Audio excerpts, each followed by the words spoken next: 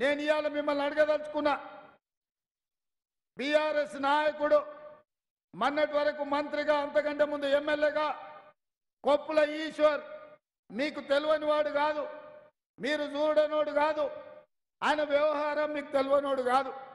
ఆయన ఎట్లుండేనో ఏమి చేసానో మొన్నటి జరిగిన శాసనసభ ఎన్నికల్లో లక్ష్మణ్ కుమార్ గెలిచినా కలెక్టర్ కాళ్ళు పట్టుకొని ఎట్లా లక్ష్మణ్ కుమార్ ఓడిపోయిందని ఆయన గెలిచిండని ప్రకటించుకున్నా ఈ ఎన్నికల్లో మీరు బండకేసి కొట్టి ఇవాళ లక్ష్మణ్ కుమార్ని గెలిపించారు. ఏ దిక్కు లేనికి, ఏ దిక్కు లేని వాళ్ళకు అక్కమ్మగుడే దిక్కు అని ఎవరో పెద్దలు అన్నారు. ఇవాళ టీఆర్ఎస్కు నిలబడేటోడు లేక మొన్న ధర్మపురి ప్రజలు తిరస్కరించి ఓడగొట్టిన కొప్పుల ఈశ్వర్ని ఈరోజు ఎంపీ అభ్యర్థిగా నిలబడ్డారు.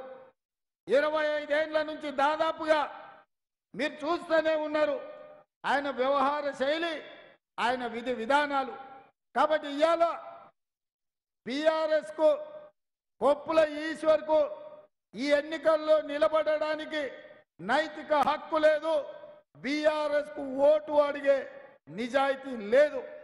ఎందుకంటే 10 ఏళ్ళ అధికారంలో ఉండి ప్రజల్ని మోసం చేసి కాళేశ్వరం బ్యాక్ వాటర్లో మీ భూములు మునుగుతున్నా, మీ పంట నష్టపోతున్నా, కనీసం కాళేశ్వరం బ్యాక్ వాటర్స్లో మునిగిపోతున్న రైతుల సమస్యల్ని పట్టించుకోవాలన్న ఆలోచన కూడా చెయ్యలేదు.